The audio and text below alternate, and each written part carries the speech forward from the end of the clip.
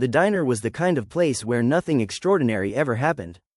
Its neon sign buzzed faintly, casting a soft glow over the parking lot, and inside, the smell of sizzling bacon and hot coffee clung to the air. For most of the regulars, this was their morning ritual, a safe, familiar spot where time seemed to slow down. But one morning, something happened that shattered that routine and became a story retold for years. It was a moment that began with cruelty, rose with fury, and ended with a powerful lesson about respect, family, and dignity. At the corner booth by the window sat Henry Walker, an 81-year-old veteran. His posture was stooped, and his hands shook slightly when he lifted his coffee cup, but his eyes still carried a spark of discipline and pride. Henry wasn't just any old man. He was a decorated soldier who had once carried the weight of a nation's battles on his shoulders. His faded cap, stitched with the words Vietnam Veteran, was a quiet badge of honor. People who knew him in town often admired his resilience. He had seen war, loss, and hardship, yet he greeted life each morning with a calm smile and a warm word for anyone who crossed his path. That morning, Henry was enjoying his usual order, black coffee and blueberry pancakes. The waitress, Julie, had set them down with a smile, and he had thanked her the way he always did, with a polite nod and a gentle, "God bless." To anyone looking from the outside, he seemed just like any other old man, but behind those tired eyes lived stories of courage, sacrifice, and battles most could never imagine. The diner door swung open with a loud creak, and in walked Trouble. A thug, mid-30s, tall, broad, and cocky, stomped inside. His leather jacket hung loosely on his frame, and his heavy boots clattered against the floor. His face carried the kind of grin that thrived on other people's discomfort, and his eyes scanned the room like he was searching for a target. He had the swagger of a man who had been in too many fights and enjoyed every one of them. His gaze landed on Henry. The old man, sitting peacefully in his booth, seemed an easy target, frail, quiet, and alone. The thug smirked and walked over, standing directly in front of Henry's table. "Nice hat, old man," he said, leaning down with mock admiration. "Vietnam, huh? You still think you're some kind of hero?" Henry looked up slowly, his calmness unwavering. "I don't think I'm a hero," he replied. "But I fought for freedoms you take for granted every day." The words hit like a stone, but instead of backing down, the thug laughed, his voice sharp and mocking. A few customers turned their heads, sensing trouble, but no one dared step in. Julie, the waitress, hurried over, her hands trembling. "Sir, please," she whispered, "leave him alone. He's just here to eat." But the thug wasn't done. He leaned closer, sneering. "This country doesn't need relics like you. Should have stayed gone when you had the chance." Henry's jaw tightened, but he didn't rise to the bait. "Respect is something you give, not demand," he said evenly. That was all it took. With a sudden motion, the thug raised his hand and slapped Henry across the face. The sound cracked through the diner like a gunshot. Gasps filled the room as Henry's cap flew off and landed on the floor. His cheek reddened instantly, but he did not cry out. He simply sat there, steadying himself with dignity. For a moment, time froze. Julie covered her mouth in shock, tears welling in her eyes. An older couple in the corner shook their heads in disbelief, too afraid to intervene. The room was thick with silence, the kind that presses down on your chest. And then the bell above the door jingled again. In walked a man in his 40s, tall, broad-shouldered, with the same strong jawline as Henry. His leather vest bore the unmistakable patches of the Hells Angels, wings and skull blazing proudly across his back. Behind him, two other riders followed, their heavy boots thudding against the diner floor.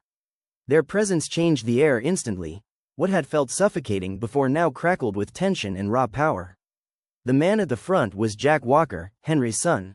He had lived a rough life, riding with the Hells Angels, but one thing had always been true: family came first. He scanned the room and instantly saw his father, sitting tall despite the redness blooming on his cheek.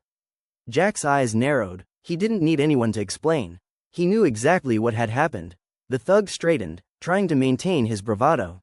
"What's this? Daddy's little biker boy come to the rescue?" he sneered. Jack didn't raise his voice, but every word he spoke carried authority. "That's my father you just laid your hand on. And if you think for 1 second that's gonna slide, you're dead wrong." The thug laughed, but it sounded hollow now. He tried to puff out his chest. "What, you think you scare me? Just because you've got your little club?"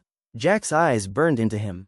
"It's not a club, it's a brotherhood, and we stand together, especially for family." The two other riders stepped closer, silent but intimidating, their very presence enough to make the thug's grin falter. Still, he tried to hold on to his false confidence. But Jack's calm, steady voice cut through it. My father wore that uniform when men like you were too scared to. He fought so you could sit here, run your mouth, and pretend you're tough. But let me make something clear, you don't touch him. Not now, not ever. The diner was silent again, every customer holding their breath. The thug's bravado wavered, his hands twitching nervously. He had been the predator, but now he was the prey. For the first time, he realized he was outnumbered, not by muscle, but by something stronger: loyalty, respect, and truth. Henry, who had remained calm throughout, finally spoke. His voice was soft but carried more weight than anything Jack or the thug had said. Son, he said gently, don't waste your fists on men like him. My battles were for peace, and that's still my fight today. Jack turned to his father, conflicted. His fists itched to make the thug pay, but the wisdom in Henry's eyes stopped him. Slowly, he nodded. He turned back to the thug. You heard the man. Walk away, before I change my mind.